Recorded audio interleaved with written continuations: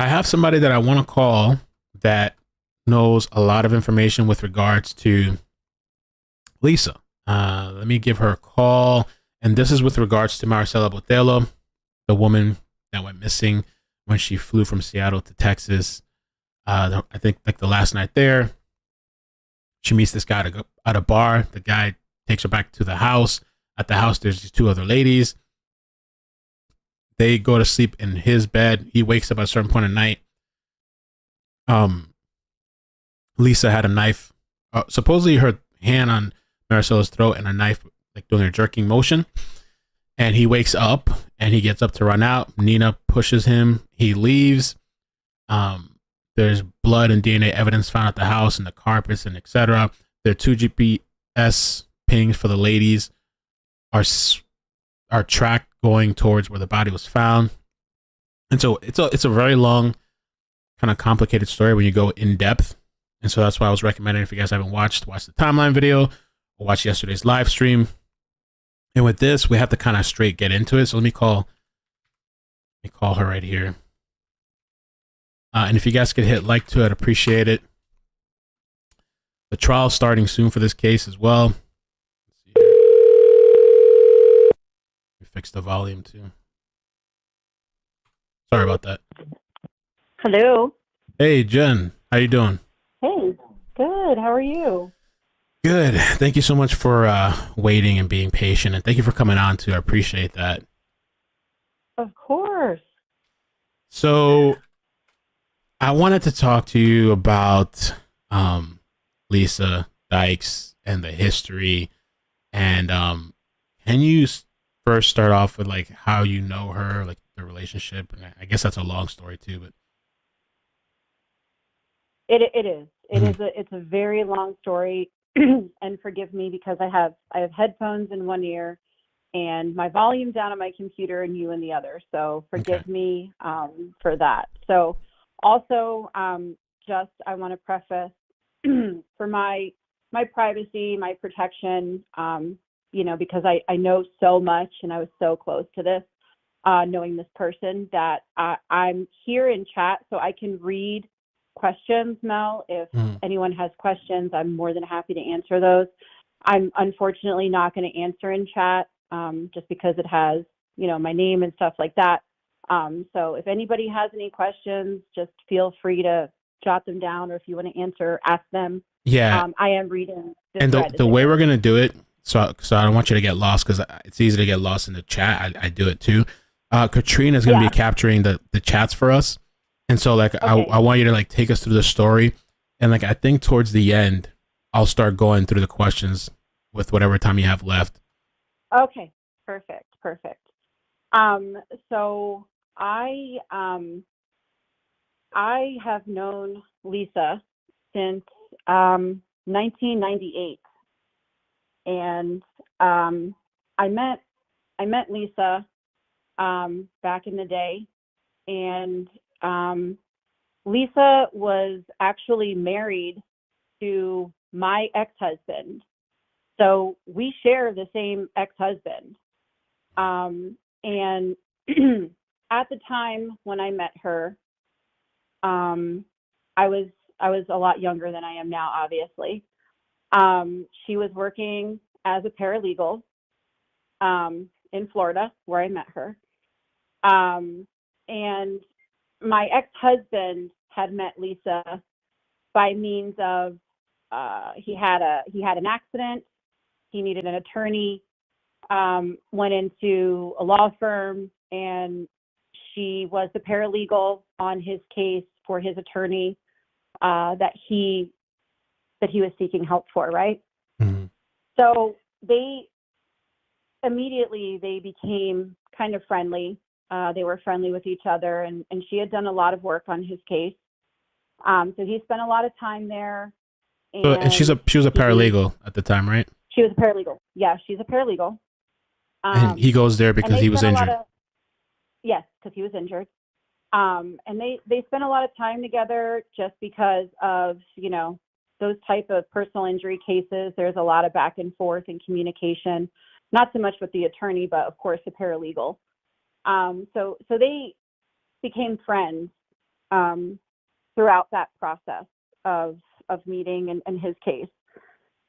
Eventually, their friendship turned into kind of going out, going to the movies, having dinner, so on and so forth. She does have 3 children. They're obviously, all 3 of them are grown adults now. And they were seeing each other for quite some time.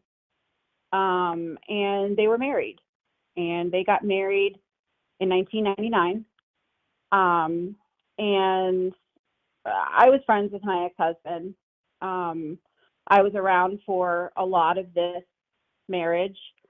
And before people start speculating or saying things, it wasn't oh, I stole him from her. Nothing like that. There was nothing weird. We were just friends. There was nothing ever strange about it.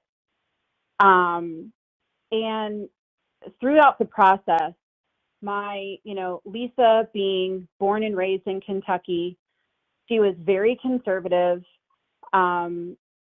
She was by birth Pentecostal, which was her religion, and that's kind of important, and I'll get into that a little later. But she was, a practicing Christian, so to speak, was raising her kids by herself, single mom. And she quickly kind of adapted to my ex-husband's religion. And when I say adapted, is that my ex-husband is Middle Eastern, and he's Muslim. And quickly after they were married, she kind of adapted to that religious lifestyle of wearing kind of the Middle Eastern garb, wearing a hijab on her head, which is a scarf on her head. Wow. And, it's kind of like that. She kind of adapted to that lifestyle. And you were Very telling me too, subservient. that's what I was wondering, the subservient thing, because and we'll get into more later, but like whoever she was with, she would adapt to whatever they were into, right? Like Charles, for example, like she kind of, yeah. So if she was hanging around a particular crowd of people, in this case, she was around a lot of his friends and Middle Eastern men and women. She kind of adapted to that lifestyle, their culture, their food, their music, the clothing that they wore. Right. So things of that nature. So, and again, that marriage, in that marriage and seeing all of those things, she quickly went from being a very conservative Pentecostal woman to being now a fully covered Muslim woman. My ex-husband did not agree with that decision. He actually didn't like it, and he was kind of frightened by it because, why would she do that? I understand being married and being so unquote, in love or whatever the case may have been. She was also significantly older than him, when about 16 years older to be exact. She never supported him. She was not the, sugar mama type of thing. He was, he had his own job, had his own thing. She had her own job. They lived a normal lifestyle. Things were always a bit strange with her. And you would notice that, if they would get into an argument or get into a fight, that headscarf would come off of her head, right? It was kind of, she adapted to all of these weird things. When I met her, he had taken a job transfer and moved to another state. And I had gone out to said state to visit. And I'd known her, and we were hanging out, and she had explained to me that she was asked me if I believed in witchcraft. Being in my 20s, I was like, what? No, I was raised a Catholic girl and grew up in the church, and that's not really something I ever knew about, got into. I didn't have friends who had that.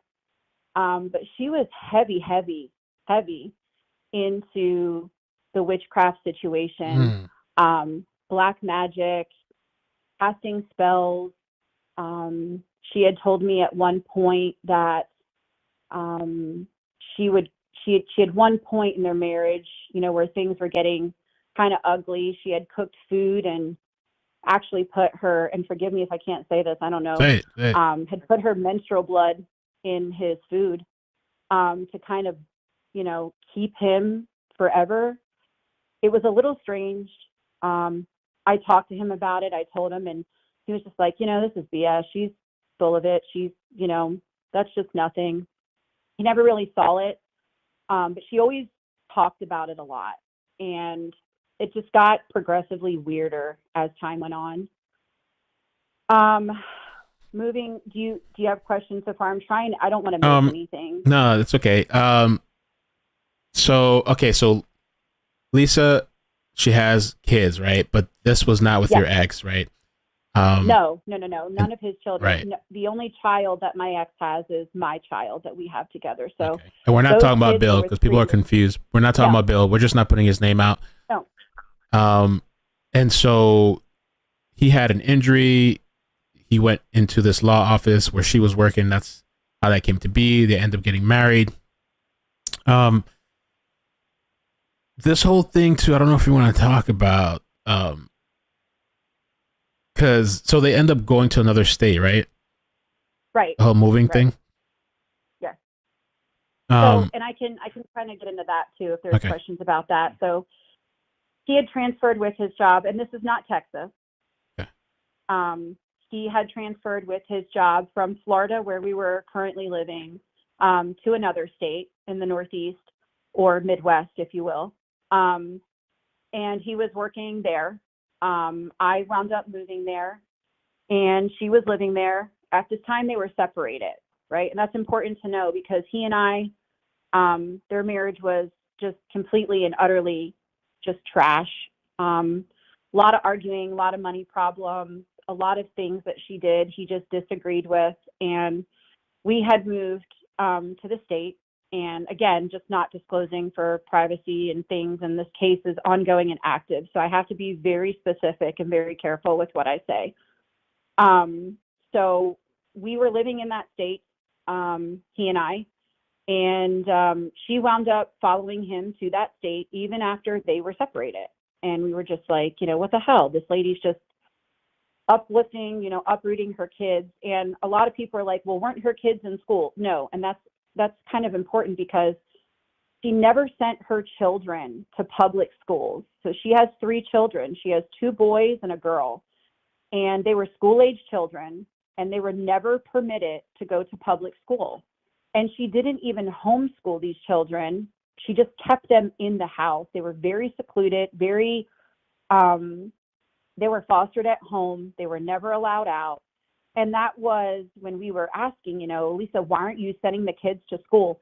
And that's because she said that she didn't want her ex-husbands because she had 2 ex-husbands, and she didn't want her ex-husbands to find these children because she took them from Kentucky when they were younger, from their homes, and moved them to Florida. And she didn't want anybody to know where she was, basically. So what conspired back in Kentucky a long time ago before my time, who the hell knows? But I do know that her kids have never attended a public school in their lives, all 3 of them. So we're living in the state, and things are just going awry, and they're just crap. It's a crapshoot. We wind up moving back to Florida for my ex-husband's job. At this time, I'm married to him, and we moved back, and she already had moved back. And at that time, she was working for the law firm Bogan, Munz & Munz. And I still talk to her. It wasn't like an ugly, weird, tumultuous thing. We were still friendly with each other. And Bogan, Munz & Munz, where she worked in Central Florida, is where she met Nina. And Nina was an attorney within the firm, and Lisa was a paralegal, and they became friends. I've personally met Nina myself. I've been to lunch with Nina. I've been to lunch with Nina and Lisa. There was not ever ever, ever, ever a time that you could ever imagine either one of them were lesbians. They were friends. That was basically it. Nina was married to Bill at the time. I do know that Nina and Bill's relationship was extremely tumultuous because Nina would just let Lisa know how bad the relationship was, how much she hated Bill.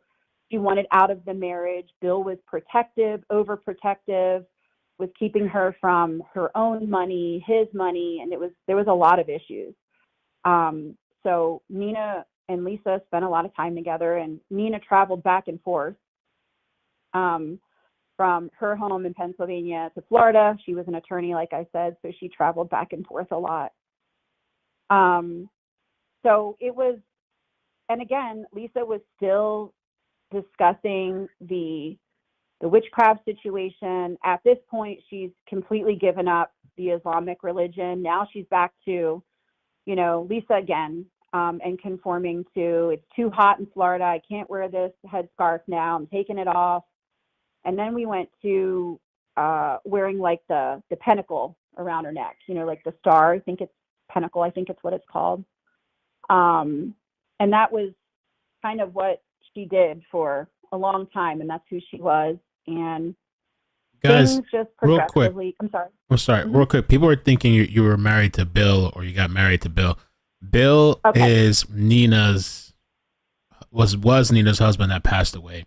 Now right now we're talking about Lisa's side, and so Lisa was married to this guy. In regards to Lisa, right? Yes. Right. So Lisa Dykes was married to my ex-husband. So Lisa and I both have the same ex-husband, and I have known Lisa for a very long time and have been around for a very long time to know what kind of person she is. Her children, I know her children, I know her family. So I'm not talking about Bill. I know of Bill, which is Nina's husband, or which was Nina's husband, but I've never personally met Bill.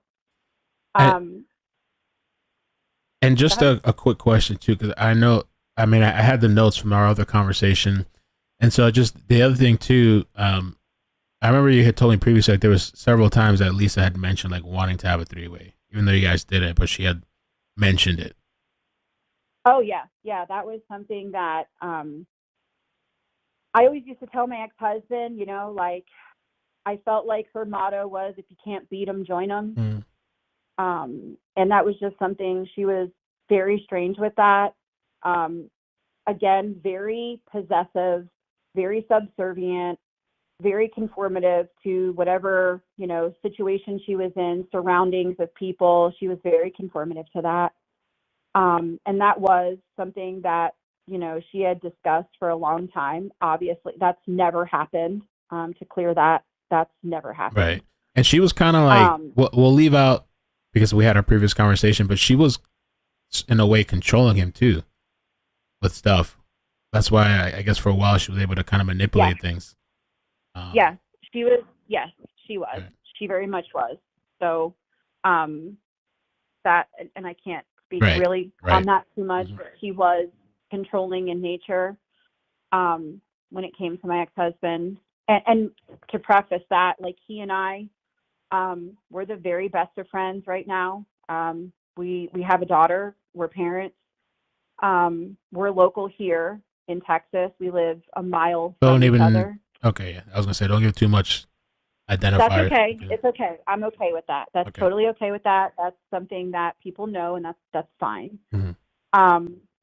So I guess from here, Mel, it kind of goes a really weird situation. I can bring it local, and people know I live in Texas, and that's fine.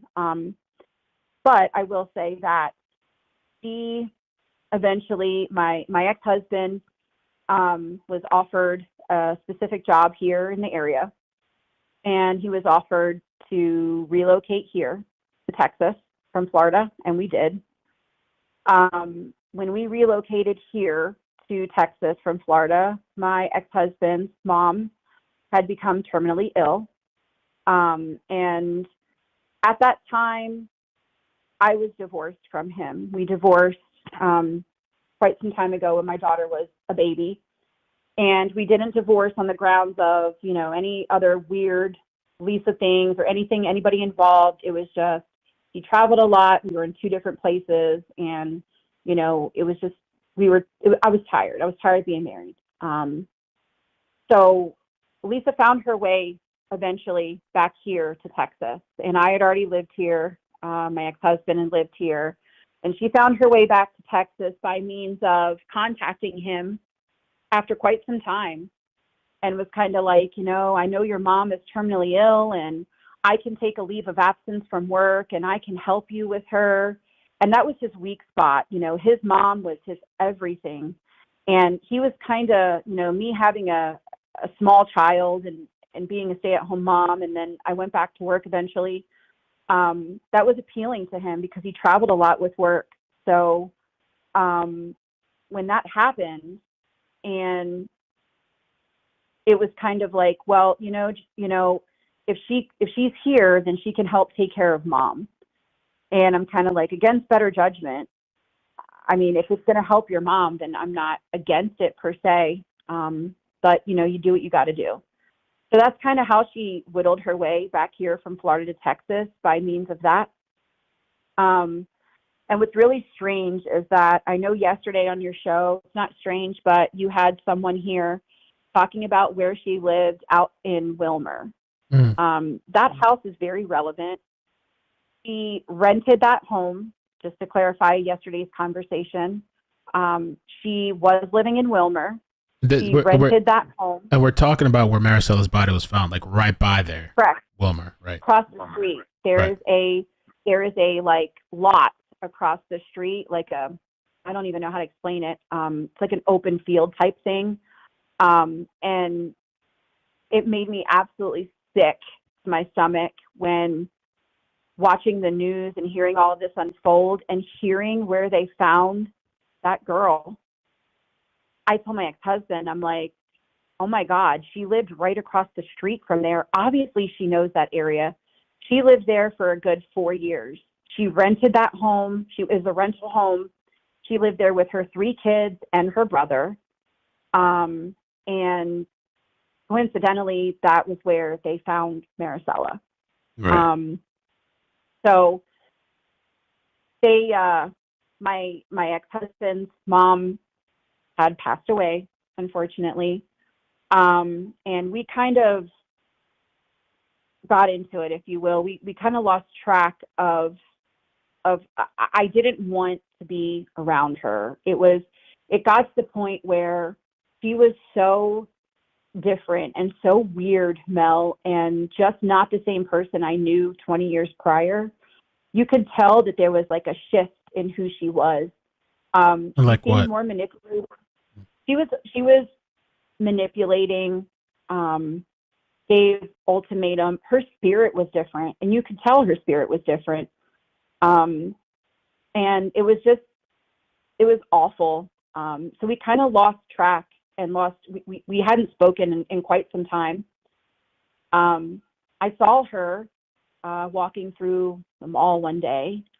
And mind you, this very conservative Protestant woman who turned Muslim and then went back and switched. I saw her in the mall one day and she was covered from like shoulder to wrist on both arms in tattoos. And I'm like, what the hell is this? Like this. Out of nowhere, she gets tattoos, right? All over. Out of nowhere, right? That's what I'm thinking, out of nowhere. And she was like, this is my boyfriend, Chuck. And that's when she was with Charles Beltran. And this is what we're talking about, like the whole adapting thing. Like now she's done with the ex and that whole thing. Yeah. Now it's a new guy, and so she's getting tattoos, and Chuck is younger, and tattoos everywhere. Yeah. So it's really, really ridiculous. It was really unreal because, I mean, this was a woman, you know, before and after photos. She, you know, had long or always had her hair cut in like a bob up to her shoulders, dressed conservatively, and she's half hanging out everywhere, tight everything. She's short and she was overweight at the time, covered in tattoos, has her nose pierced, and I'm like, what the hell? Her hair's her head is shaved and she's got hair longer on one side. It was just bizarre to me. And I'm thinking to myself, this is really, really weird. So it was really strange. And I had got surgery too, right? Yeah, she did. She did have surgery, which I found out later that Nina paid for. But we can talk about that too. But I'm trying to follow as much as I can. There's just so much. Yeah, that photo you threw up there, that is even a little more on the conservative side of what she was when I saw her. I mean, she had piercings in her face. Her hair was much shorter than what it is here in this photo that you have. So it was a little strange. And it just continued to get more bizarre. There was a lot of, she had given me a phone number to get my hair cut years ago when she had first moved here, and we wound up having the same hairstylist. And this hairstylist is a really good friend of mine. Is she okay with this too? Because I remember I spoke to her one time. Yeah, she's okay. She's okay. Yeah, okay. She's okay with that. Okay.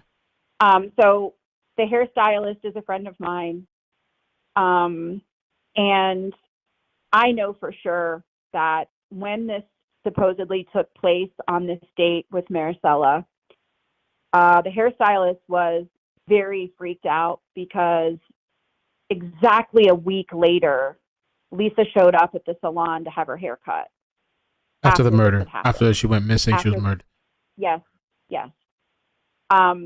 So she had reached out, obviously, to the hairstylist had reached out to the authorities to let them know, like, is this relevant? Because now this lady's on the run, and she was in my chair 7 days after this had happened. So it was kind of strange.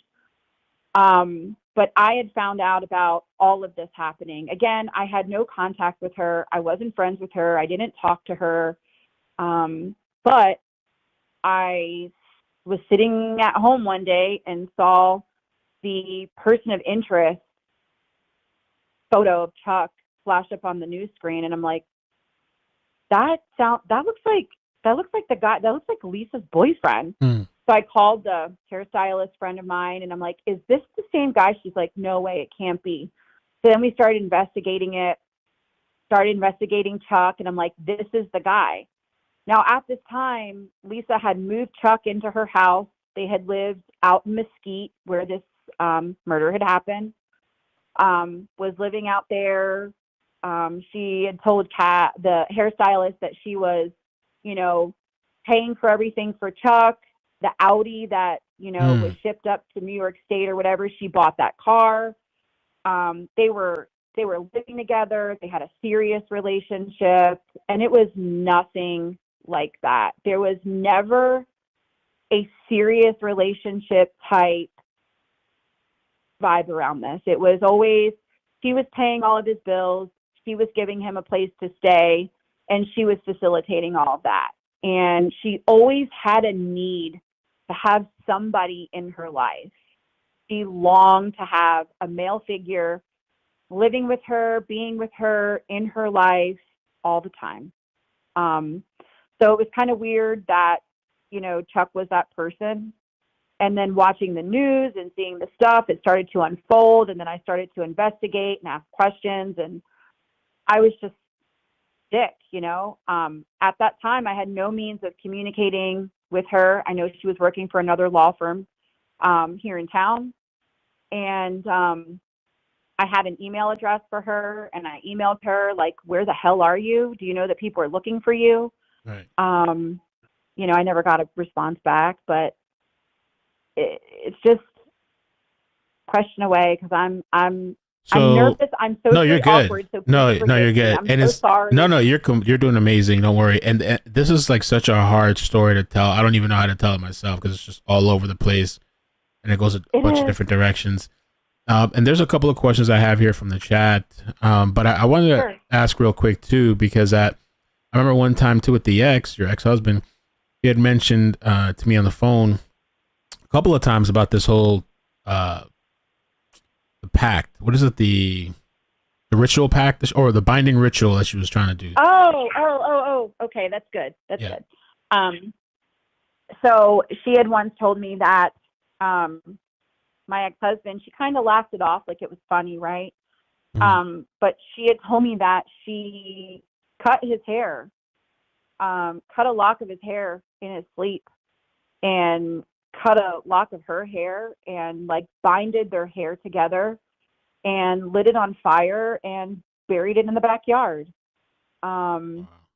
So yeah, she was very, I cannot even tell you, very, very, very heavy into this, very heavy into this whole black magic, witchcraft, Santa Muerte, always has been.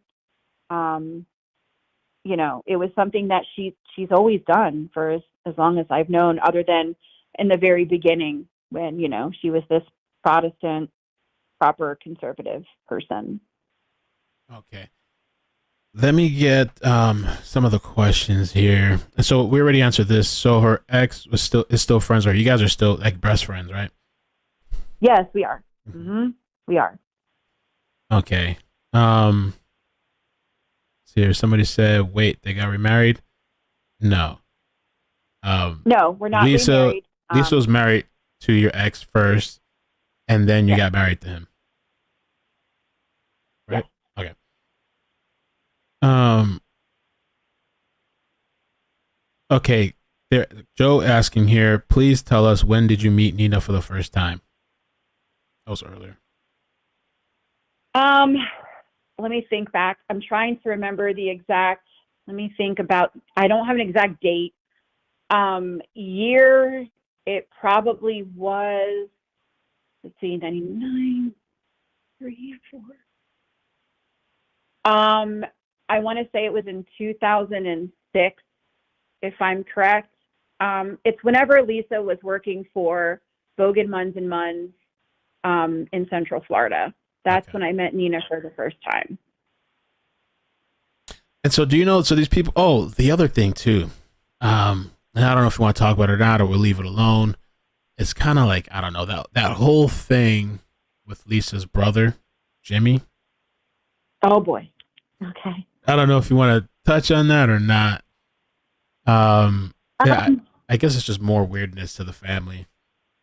It's just weird. They're just a weird group. That's okay. So this is going to be hard to follow, but I'll if y'all can try and understand this. So Lisa has an older brother, and Lisa's older brother is the spouse, or they can't legally get married, but Lisa's older brother is the boyfriend of Lisa's youngest daughter. So Lisa's youngest daughter has been dating her uncle since she was probably 14 years old. And I will tell you that the age gap between the two of those is like almost 30 years. So there's that. And when I was researching and we were talking, it's at that same address. We're not going to say the address, but the same address that they use for the LLC, I think, the Empire thing. I thought that was one of the addresses. In Davenport? Yeah, in Davenport, where they currently reside, they do live together. So Lisa's oldest son and Lisa's brother and Lisa's youngest daughter all live in Central Florida. Lisa also has a middle son named Kyle, and Kyle lives here in Texas. He lives in Dallas. Yeah, and the way Lisa met Charles, aka Chuck, was through Kyle, I thought, right? Right. Because Kyle was a bartender at On Premise, which is a bar in Deep Ellum. And they had met because Kyle was actually friends with Chuck, and Chuck was supposedly a bouncer at this bar at On Premise. So Chuck and Kyle were friends first. And I will tell you that Kyle and Kyle hated that. He hated the fact that, I mean, imagine your mom is dating one of your friends and y'all are both the same age and your mom is how old, but your mom is running around saying that she's having a relationship, not only with a coworker, but one of your friends that's, 20 some years, 30 years younger, older, give or take. Okay. So that's that. And somebody was asking too, it says, I thought right after the murders that yesterday it was said all three of them quit their jobs and moved away ASAP. Well, they actually were there because she's talking about a week later. She was still there a week later. It wasn't immediately, right? Or how did that work? Right after the murder? I don't think it was, as far as the timeline's concerned, I don't know. After it had happened, from the timeline of the things and the documents that I had read, when was it? It was October, right, Mel? Right. So Marisela was last seen alive October 5th, 2020. And then they weren't arrested for a while. So that was in October 2020, and December 2020, they finally recovered the vehicle from New York. In March 2021, that's when Marisela's body was found. And then March 25th, Nina was arrested. March 27th, Lisa was arrested. And then April 2nd, Charles was arrested. They announced him as a person of interest. I forgot. It wasn't immediately. It was a little bit after. So they could have been there for a little bit, but I don't think it was for that long, really. Right. So after she had, and we didn't obviously know, this hairstylist, we didn't know anything was happening or that Lisa or Chuck or anybody had any involvement. We just knew that once the news had announced that this person of interest was Charles Beltran and that photo flashed up on the news, that's when my friend, who's our hairstylist, had said, oh my God, Lisa was just in my chair, and then once after everything had come out, she was like, that was literally a week after this girl went missing. Lisa was in my chair and came to the salon nothing ever happened. And I was like, well, was she dressed different? I mean, was she wearing something? Because what was her demeanor? And she said she was normal. She acted completely normal. And that's really what makes, my friend right now, who is, my hairstylist still, she's so traumatized by this because she's like, I cut her hair after this happened. And she had a conversation with me. She was in my chair. I bleached her hair. Nothing happened. Nothing happened, right? That's how she acted, as if nothing was wrong. It was until after all of the timeline of events is where we kind of put two and two together. And she's like, this lady was definitely in my chair after this happened. So they weren't arrested immediately. It was kind of the person of interest thing came out first, and then subsequently they were arrested thereafter. Okay. And there's a couple of things I want to ask. But for people in the chat asking who are the people on the screen, this is Charles, this is Lisa, this is Nina. And I really recommend, if this is your first time hearing about this story, to check out, there's a timeline video that I made. There's also a video yesterday that we did 3 hours. I put timestamps. You should check that out. I might have to make a character map because some people were saying maybe a tree with all the pictures and names. Maybe that would help out. And this case is going to trial. They screwed up big time because the DA or the detective did not give all the evidence. I don't know how many hundreds of pieces or whatever. They found out this week, and so now they're having a discovery on the 30th. They pushed everything back again. And then the other question in the chat here, Flossie says, if Lisa and Nina were married, where did Beltran fit into that relationship? What was his role in the dynamic? So from my understanding, here's kind of how that unfolded. So supposedly Chuck was living with Lisa by himself in the beginning of this whole mess, right? So Lisa was running around telling everybody that she was in this relationship with Chuck. Even coworkers and people at her job, the law firm she worked for, she told people that, this guy was her boyfriend. He was some rapper. She was having parties at this house and drinking and doing drugs and all the stuff that they did. Nina and Lisa were very close and they were best friends. Where Nina popped in and came into all of this, I'm unsure. I don't know because, as far I as mean, that Charles, relationship, because Nina and Lisa right, knew each other way before Charles. Charles came in after, correct. right? Right. Correct. Charles came in after. Yes, Charles came in after. But Lisa and Nina were friends for a very, very long time. And, Lisa started seeing Charles. Charles moved into the house. Then shortly thereafter, then comes Nina. And now the three of them are supposedly, Nina, from what I heard, was intimate with Chuck. Chuck was intimate with Lisa. Lisa and Nina were intimate with Chuck together. And it was kind of like that. I mean, Right. that's how it is. And again, I'm reading some of the comments in the chat. Lisa never gave the impression. Lisa was never interested. Lisa would never have a lesbian relationship with another woman and solely another woman. So that's completely out of character for her to do that. She's always been that subservient wife that always craved a man's attention. And that's kind of how that unfolded. I did forget to mention that it was news to me that Lisa and Nina were married. I had no idea because I was not involved with Lisa. I found out that Lisa and Nina were married because our hairstylist actually did Lisa's hair for their wedding ceremony that supposedly happened in the backyard where Marisela was supposedly killed. So that house in Mesquite that all of that happened, supposedly they had a wedding ceremony in their backyard with Lisa and Nina, and my hairstylist friend did Lisa's hair for that ceremony.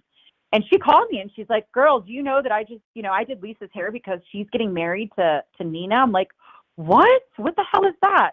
Because as far as I heard, Lisa and Chuck were in a relationship. Now all of a sudden, Lisa's marrying Nina. So it was kind of strange. It was very strange. There was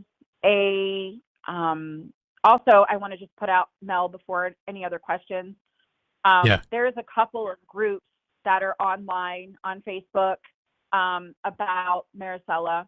And, being this close as far as knowing this woman for so long, honest to God, I am sick over that. And just knowing that this woman has held my child.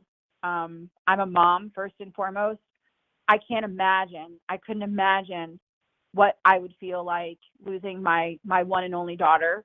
And I want to see that justice be served. I want our state to serve those people, those three, the justice that is coming to them. And I've tried really hard to be a strong advocate for that, but at the same time, be quiet just because of where I live, me being a mother. And I know that I was quietly in some Facebook groups because I know all these things, and seeing all this information that's passed along in these Facebook groups.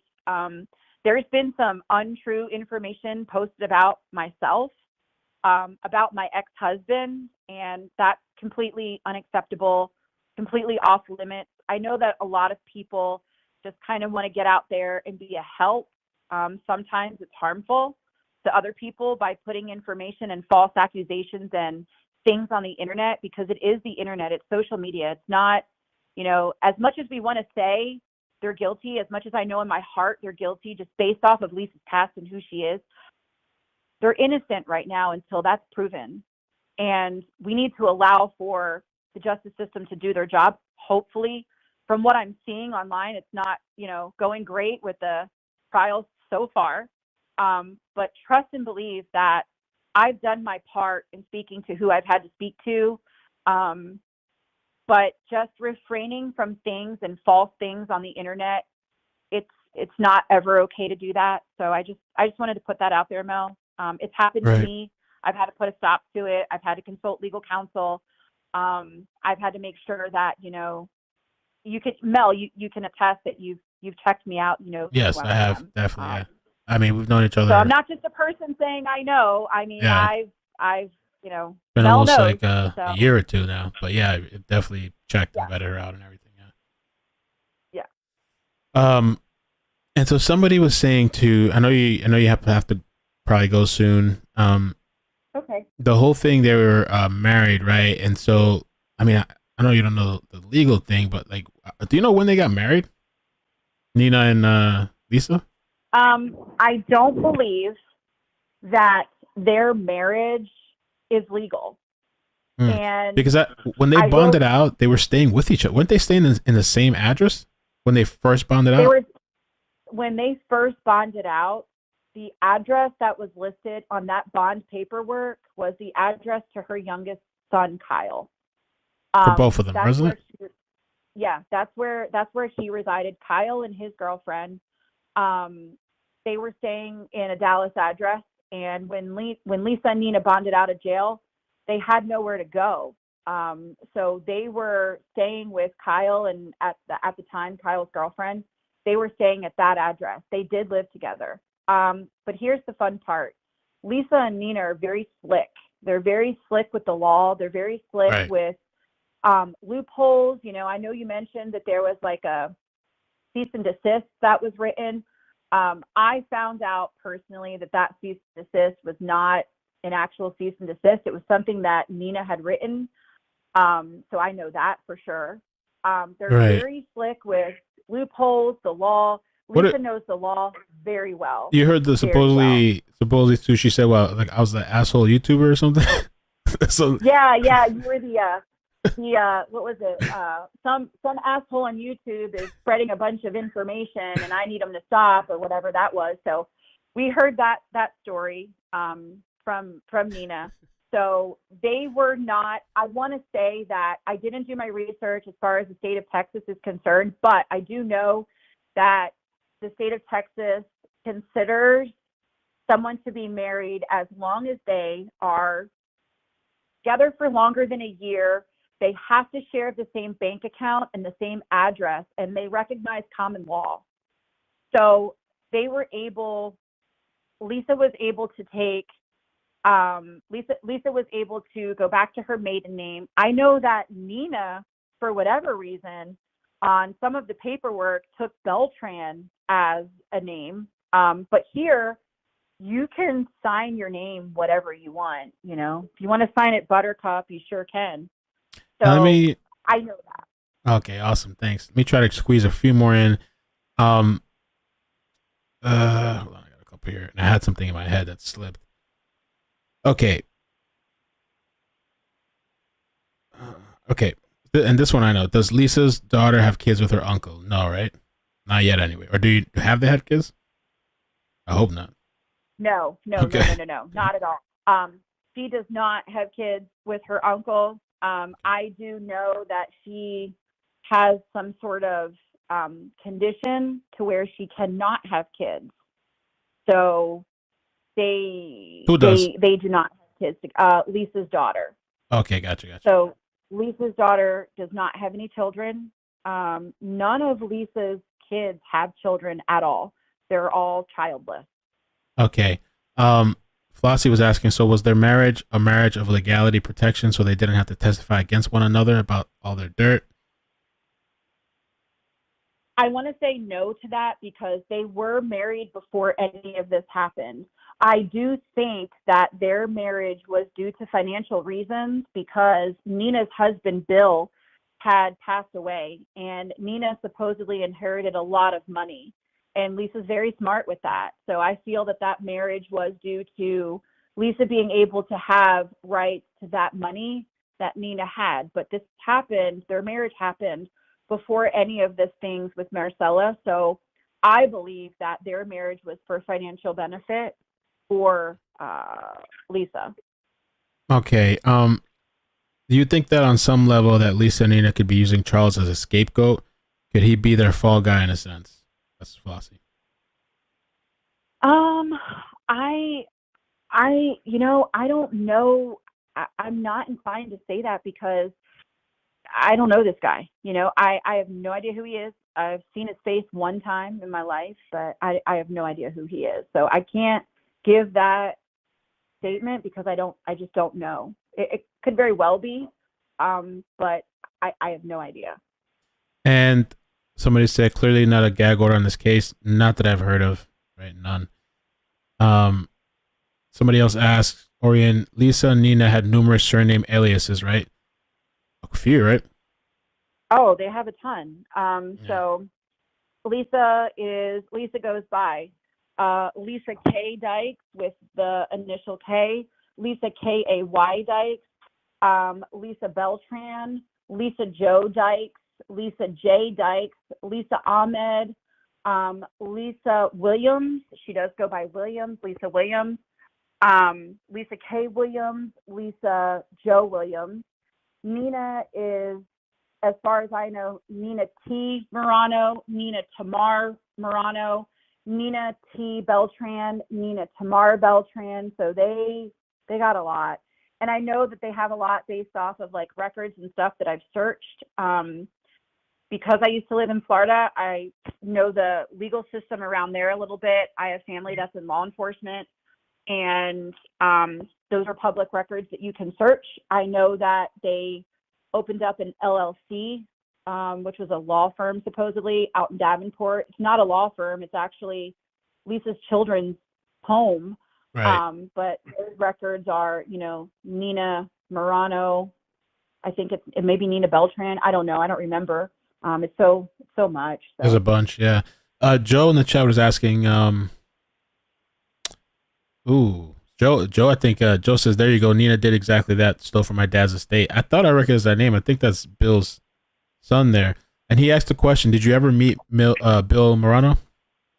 I have never met Bill. I've heard a lot about Bill. I've never met Bill personally. From what I've read up on Bill and what I know of Bill in the past is that he was a very loving, giving, polar opposite of this person, of Nina. He was, for the most part, a healthy guy. Exercise, did, all kinds of healthy things. He wasn't in bad health. I think that, and this is pure opinion. This is just my opinion. The speculation of Bill's death is just very strange to me. Just given the relationship of Nina and Lisa, my speculation is that of something not good. But that's just my speculation. Again, I don't know anything, never been told anything. I'm not privy to anything. It is just my opinion. So Oh, that's his daughter. That's his daughter. Not. Okay. Yeah. Okay. Let's see. Somebody asked for the picture of Marisela. Okay, let me do that.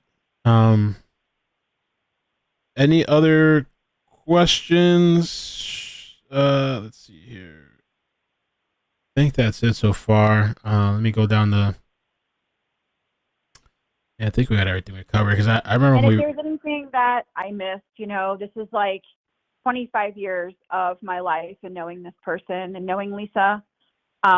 If people have further questions, Mel, I'll be more than happy to answer them. Like I said, I just want justice for this family. So there's a ton more of information that I haven't touched on. It's just like, again, I'm socially awkward. It's difficult to recollect everything on a dime. But you and I have had this interview and talked for hours. Yeah, I remember like one of the first conversation we had about this particular thing, because we've talked many times, but it was at least like 2 hours or something like that on the phone. Yeah. So. Yeah. It says it's something, how can marriage be used as a financial benefit if it isn't legal? I thought she said it wasn't legal. That's my speculation. All of the searching that I've done here in Texas for marriage licenses, marriage records, there is nothing for either party. So again, that's just me saying that I do know that the both of them know the law very well. And it wouldn't be anything for them to put on paper that they're legally married and stick to that story. Okay. All right. Well, I guess that's it. I mean, if we'll who knows? Maybe we'll touch up again on stream sometime in the future. The other quick little, so, I mean, this whole thing too, okay, when they got arrested and then they bonded out, I know we won't go too far into that, but were you surprised when like these people cut their ankle monitors and then fled to Cambodia? Like, I mean, I've always wondered like if they had help or they just did that on their own. No, I'm not surprised. Again, I know that I'm not surprised. I do know that I do know a little bit about that. I do know that one cut off one and then the other cut off the other within 4 minutes. I do know that Nina did extensive research of where to go in the world where extradition wasn't going to be something that that particular country offered. So they did research during that time that they bonded out of jail on their ankle monitors, living in Lisa's son's house until they fled the United States. I know that Nina did extensive research to figure out where they could go and kind of live out their best lives without having to face legal recourse or extradition. So I do know that, and that's all I can speak on that. Okay, Dragonfly was asking, does she know if there's any truth to Nina having a relationship with Bill's son? With that, I'll let her answer. But with that particular thing, I spoke directly to the son. But yeah, you can go say what you gotta say. So I don't. It never came out of Nina's mouth. I didn't know her during that time. Again, we only met once back in the day. I do know that it has come out of Lisa's mouth. I do know that Lisa's reiterated to me that they were in a relationship when her marriage with Bill was going awry, and Nina would frequently travel to where Bill's son was located in South Florida and try and have that relationship. However, it wasn't something that turned out the way Nina wanted it to, and she was really frustrated with that. But I do know that from Nina's end, it was something that she wanted. From Bill's son, God bless him, it wasn't something that was mutual. It wasn't a mutual feeling. Okay, and somebody, Carly asked, was Lisa a jealous person? Yes. Very Right. much so. Super possessive, man. Yeah, super, like I said, super subservient, always needed to have someone, always needed to have that positive, what's the word I'm looking for? Always wanted to be told that she was something great. Affirmation, positive affirmation, that's what I'm looking for. Yes, very much super jealous. Yeah, so it's odd. Do you know too, like, because I've heard some people say, did Nina want a child? Like this whole thing with them trying to get custody of Charles's kid. Like, any thoughts on that? Yeah. Nina wanted a child, and she couldn't have one because Bill was obviously a lot older than her. Nina actually has written. She wrote a children's book. It was published on Amazon. You can look it up. If you type in her name in Amazon and look up children's book, it's going to pop up. My knowledge, there was a child that belongs to Chuck, and the mother of that child, and I can't speak on this because I don't know, but they kind of tried to pay her to take Chuck's child and tried to convince her that she wasn't fit to take care of said child, that, Lisa and Nina could provide a better life for this child because they had all the money in the world and they could take care of this child. I don't even know if it's the child, if it's a Bill had a vasectomy. Yeah, I didn't know that. Yeah, I was told. That's his daughter in the chat. I don't know that part. Yeah.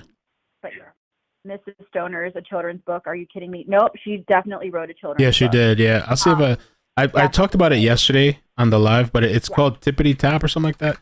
Let me see. Something. I don't know. Nina Marano. I have no idea. No idea. So.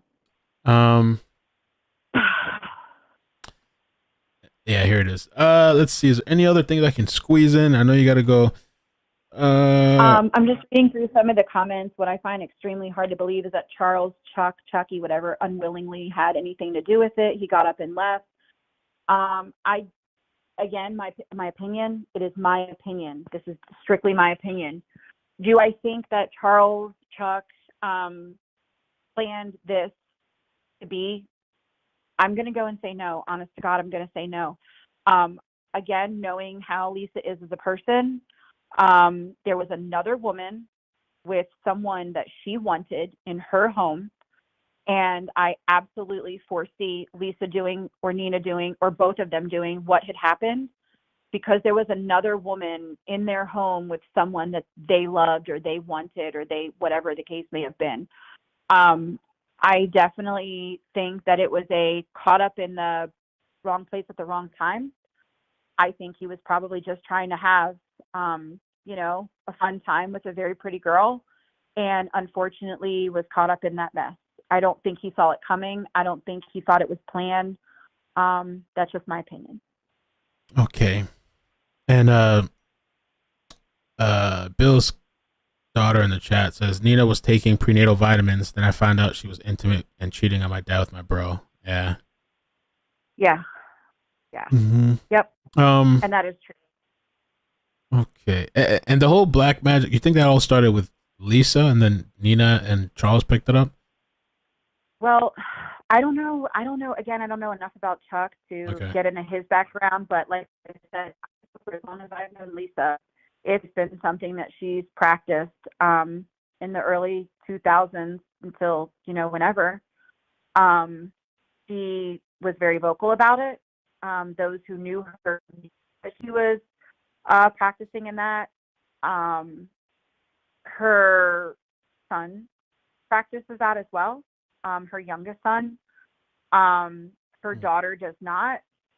Her brother kind of dabbles in it, but he also thinks that she's a bit weird. And her oldest son is probably the most, what do the kids call it? Like vanilla, like the most proper kid you would call. Very intelligent, very smart, very quiet, very to himself, very responsible. Like you would not think this young man would be a product of Lisa's, unfortunately. Okay. All right, Jen. Well, thank you so much, man. I appreciate you taking the time. I know you were working today and you were like backed up and all this stuff going on. Yeah. So I appreciate you taking the time. I know you got stuff to do. So thank you. Of course. And like I said, if there's anything else, anybody needs clarification or just is interested in knowing, just send the questions to you, Mel, and then we can hook up, and I'd be more than happy if you want to answer them and put them on another live. That's totally cool. And again, my apologies. I'm just really awkward with. No, you're good. Trust me. You're saying that, but you did great. Don't worry about that. You did great. Okay, cool. All right. Thanks so much for having me, Mel. Take care of yourself. All right, you too. Thanks. Take care, guys. Bye.